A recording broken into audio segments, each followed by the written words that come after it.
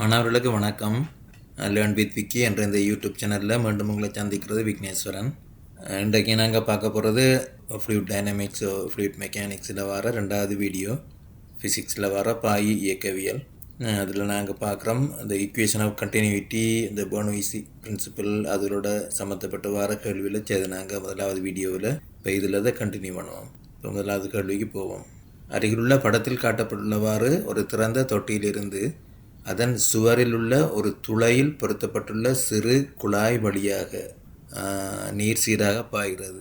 புள்ளி ஒன்றின் உயரம் 10 மீட்டராகவும் மேலும் புள்ளிகள் 2 மற்றும் 3 ஆகியவற்றின் உயரம் 2 மீட்டராகவும் உள்ளன. அதோட உயரம் தந்திருக்குது 10 மீட்டர்ஸும் 2 மீட்டர்ஸும் கிரவுண்டில் இருந்து. மற்றது அந்த அதோட க்ராஸ் செக்ஷனல் ஏரியா தந்திருக்குது. புள்ளி 2இல் குறுக்குவெட்டு பரப்பளவு 0.048 மீட்டர் ஸ்கொயர்டாகவும் புள்ளி 3இல் அது 0.016 மீட்டர் ஸ்கொயர்டாகவும் உள்ளது. தாங்கியிலிருந்து வெளியேறும் நீரின் கதி V = √2gh. இதை நாங்கள் முதலாவது வீடியோவில் இந்த இதை டிரைவ் பண்ண நாங்கள் அப்படின்னு எடுத்துனாங்கன்னா இப்போ அதை அவங்க தந்துருக்குறாங்க இந்த கணக்கில் அப்படி எடுக்கட்டாமண்டு என எடுத்துக்கொள்க. இதில் h என்பது நீரின் மேற்பரப்பிற்கு கீழே நீர் வெளியேறும் புள்ளியின் செங்குத்து தூரமாகும். வெளியேற புள்ளி 3 தானே. இப்போ இங்கேருந்து இங்கே 3 கிட்ட இருக்கிற அந்த டிஸ்டன்ஸ் தான் h என்று சொல்லியிருக்கிறாங்க. சரியோ, அந்த வெர்டிக்கல் டிஸ்டன்ஸ். குழாயின் குறுக்குவெட்டு பரப்பளவோடு ஒப்பிடுகையில் தொட்டியின் பரப்பளவு மிக அதிகமாக உள்ளது. பெர்னோயின் சமன்பாடு இங்கு பொருந்துமென கருதி கொண்டு பாட் ஏ கேட்குறாங்க. வினாடிக்கு எத்தனை கனமீட்டர்கள் இந்த அலகில் நீரின் வெளியேற்ற வீதத்தையும். பார்ட் பி புள்ளி 2இல் உள்ள மானி அழுத்தத்தையும். புள்ளி 2 இதில் இருக்கிற கேஜ் ப்ரெஷரையும் கேட்குறாங்க. புள்ளி 2இல் இருக்கிற கேஜ் ப்ரெஷர். அப்போ நீங்கள் இந்த ஆன்சரை பார்ப்போம். இப்போ பார்ட் ஏயில் கேட்டிருக்கிறாங்க வெளியேற்ற வீதம், அதாவது கனவளவு பாய்ச்சல் வீதத்தை கேட்டிருக்கிறாங்க. என்ன மீட்டர் கியூப் பெர் செகண்டில் வரணும். நீங்கள் முந்தி செய்த மாதிரி அதை என்ன செய்யணும், இந்த க்ராஸ் செகண்டில் ஏரியாவை வெலசிட்டியால் மல்டிப்ளை பண்ணால் அதுக்கு கனவளவு பாய்ச்சல் வீதம் வெளியேற்ற வீதம் வரும். என்ன 3இல் இருக்கிற க்ராஸ் செக்ஷனல் ஏரியா தெரியும் தந்துருக்குறாங்க 0.016.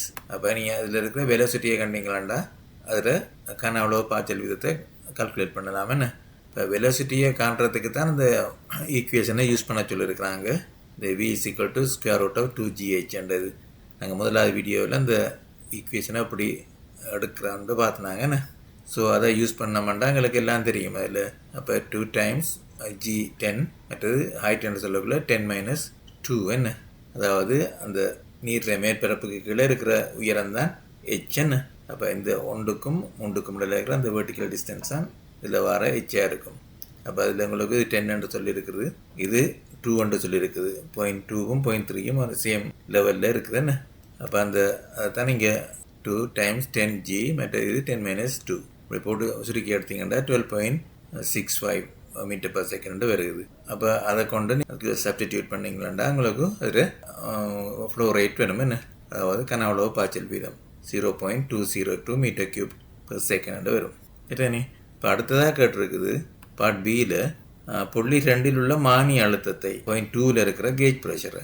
கேஜ் ப்ரெஷர்ன்ட்டு சொல்லக்குள்ள உங்களுக்கு தெரியணும் அது அந்த டிஃப்ரென்ஸ் என்ன, அந்த total pressure minus atmospheric pressure என்ன என்று சொல்லக்குள்ள தான் அது கேஜ் ப்ரெஷருக்கு ஈக்குவலாக வரும். என்ன அப்போ நீங்கள் இதில் 0.2க்கும் 0.3க்கும் பெர்னோயிஸ் பிரின்சிபலை யூஸ் பண்ணிங்கள்டா P3 இங்கே கொண்டு வந்தீங்கள்டா P2 - P3 அது வந்து ஈக்குவலாக என்னத்துக்கு இருக்கும், ½ V3² - ½ V2². என்ன ப்ளஸ் இங்கே இருக்கிற ட்ரோஜியை கொமன் எடுத்தீங்கன்னா H3 - இங்கேருந்து H2 அங்கே கொண்டு வரீங்கன்னா H2 கொண்டு வரப்போகுது. ஆனால் உங்களுக்கு தெரியும் H3யும் H2வும் சேம். என்ன சேம் லெவலில் இருக்கிறபடியா H3 - H2 0 வரப்போகுது. என்ன 2 2 மீட்டர்ஸ் தானே.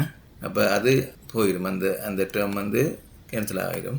சரியானே போச்சுன்னா மிச்சம் உங்களுக்கு வரப்போகிறது P2 - P3. P3 என்று சொல்லக்குள்ள அது தண்ணி வெளியில் வருது. என்ன அந்த 0.3யில் தான் அது வெளியேறுது. அப்போ அப்படி இருக்கிறதால இப்போ P3 வந்து அட்மாஸ்பரிக் ப்ரெஷருக்கு ஈக்குவலாக இருக்கும். ரைட். அப்போ P3க்கு தான் அந்த இங்கே PATM மட்டும் போட்டிருக்குது. P2 - PATM வந்து இந்த ½ V3² - V2². என்ன இதில் V3-ஐ கண்டுட்டீங்க ஆல்ரெடி இங்கே.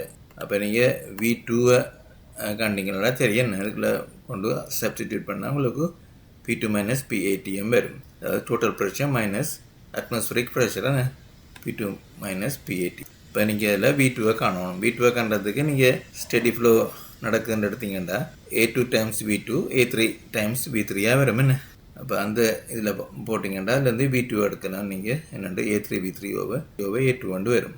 இப்போ A3 V3 தான் நீங்கள் காணுனீங்க பார்ட் ஏயில் 0.202 0.480 டிவைட் பண்ணிங்கன்னா உங்களுக்கு வர்றது 4.2163 மீட்டர் பர் செகண்ட். அதாவது 0.2ல் இருக்கிற வெலாசிட்டி. அப்போ அதை கொண்டு இங்கே திரும்ப மேலே கொண்டு சப்ஸ்டிட்யூட் பண்ணிங்கன்னா அதில் மானி அழுத்தம், அதாவது கேஜ் ப்ரெஷர் வந்து, அதாவது P2 மைனஸ் PATM சுருக்கி எடுத்திங்கன்னா 7.11 டைம்ஸ் 10⁴ பாஸ்கல் வருது. 71.1 கிலோ பாஸ்கல் வரப்போகுது என்ன. அதான பெரிய ஆன்சர். இப்போ அடுத்த கேள்விக்கு போவோம். அடுத்த 2வது கேள்வி இங்கே தந்திருக்கிறேன். அருகிலுள்ள படத்தில் காட்டப்பட்டுள்ளவாறு A மற்றும் F ஆகிய 2 மிகப்பெரிய திறந்த தொட்டிகள் ஒரே மாதிரியான திரவத்தை கொண்டுள்ளன. இந்த 2 பெரிய தொட்டியை இங்கே வைக்கிறாங்க. தொட்டி ஏயின் அடிப்பகுதியிலிருந்து BCD என்ற கிடைமட்ட குழாய் வெளியேறுகிறது. டேங்க் ஏயிலிருந்து BCD என்ற இந்த குழாய் வெளியில் போகுது. இக்குழாய் C என்ற இடத்தில் குறுகிய பகுதியையும் D என்ற இடத்தில் வளிமண்டலத்துடன் திறந்திருக்கும் முனையையும் கொண்டுள்ளது. E என்ற செங்குத்து குழாய் சீருள்ள குறுகிய பகுதியுடன் இணைந்து தொட்டி Fல் உள்ள திரவத்தினுள் மூழ்கி இருக்கிறது. இப்போ இதான் இந்த வெர்டிக்கல் டியூப் கொண்டு E வந்து அது வந்து இப்போ சியோட கனெக்ட் பண்ணியிருக்குது. சரியானே, கனெக்ட் பண்ணியிருக்குது. அப்படி இந்த தொட்டிக்குள்ளே மூழ்கி இருக்குன்னு சொல்கிறாங்க. சரியானே. இதில் அருவிக்கோட்டு பாய்ச்சல் மற்றும் பிசுக்குமையற்ற பாகி ஆகியவை இருப்பதாக கொள்க. இப்போ இது நடக்கிறதெல்லாம் ஸ்ட்ரீம் லைன் ஃப்ளோ, மற்றது நோ விஸ்கோசிட்டி என்று சொல்கிறாங்க இந்த திரவ பாகிக்கு. சரியானே. தாங்கியிலிருந்து வெளியேறும் திரவத்தின் கதி தந்திருக்கிறாங்க. இது நாங்கள் முந்தின கணக்கிலெல்லாம் செய்தாங்க. தாங்கிற சைடாராக போகிற ஃப்ளோட கதியை நீங்கள் எப்படி எழுதலாம் ஸ்பீடு. சீருள்ள குறுக்குவட்ட பரப்பளவு டியிலுள்ள பரப்பில் பாதியாகவும், டியானது தொட்டி ஏயிலுள்ள திரவ மட்டத்திற்கு கீழே H1 தூரத்தில் இருந்தால் குழாய் ஈயில் திரவம் அவ்வளவு உயரத்திற்கு உயரும். உங்களுடைய H1 சார்பாக காண்க. இந்த வெர்டிக்கல் டியூப்பில் இவ்வளோ தூரத்துக்கு திரவம் மேலே ஏறுதுன்றது H2 காண சொல்கிறாங்க. இன் டர்ம்ஸ் ஆஃப் H1 சார்பாக காண சொல்கிறாங்க. மற்றது இதில் க்ராஸ் செக்ஷனல் ஏரியா வந்து சியில் இருக்கிறத விட டியில் இருக்கிறது டபுள்னு சொல்கிறாங்க. சரியானே. இப்போ ஆன்சரை பார்ப்போம். இப்போ வினா 2க்கான விடையை இங்கே தந்துருக்குறேன். என்ன கேட்டிருக்காங்கன்னா இந்த H2 இந்த செங்குத்து குழாயில் இருக்கிற இந்த பாயிர உயரத்தை கேட்டுக்கிறாங்கண்ணே. அதை வந்து நீங்கள் H1 சார்பாக எழுதணும். பார்க்கக்குள்ளவங்களுக்கு தெரியும்.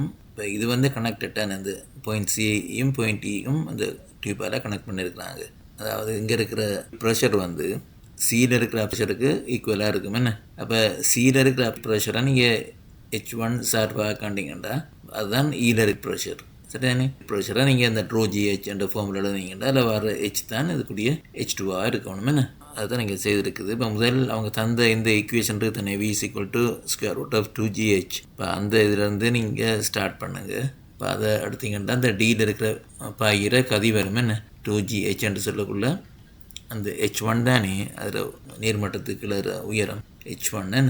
இந்த H1 தான் அந்த ஈக்குவேஷனில் வரும் என்ன. 2 விளங்காட்டே முதலாவது வீடியோவில் போய் பார்த்தீங்கன்னா அதில் எக்ஸ்ப்ளனேஷன் இருக்குது அதில். அப்போ அதைத்தான் இப்போ 2GH1 வரும் என்ன √, அதை அப்படியே வச்சுக்கொள்ளுங்க. இப்போ நீங்கள் சியில் இருக்கிற ப்ரெஷரை கேஜ் ப்ரெஷரை காணணுமெண்டா இப்போ சிக்கும் டிக்கும் நீங்கள் பெர்னீஸ் ஈக்குவேஷனை யூஸ் பண்ணலாம். என்ன பண்ணுன்னா நீங்கள் அதிலேருந்து சியில் இருக்கிற கேஜ் ப்ரெஷரை எடுக்கலாம். நீங்கள் முந்தைய நாளாக்கில் இதில் இந்த வீடியோவில் நான் ஒன்றில் செய்த மாதிரி இதில் டோட்டல் ப்ரெஷர் மைனஸ் இது டியில் இருக்கிறது அட்மாஸ்பியரிக் ப்ரெஷர் தானே.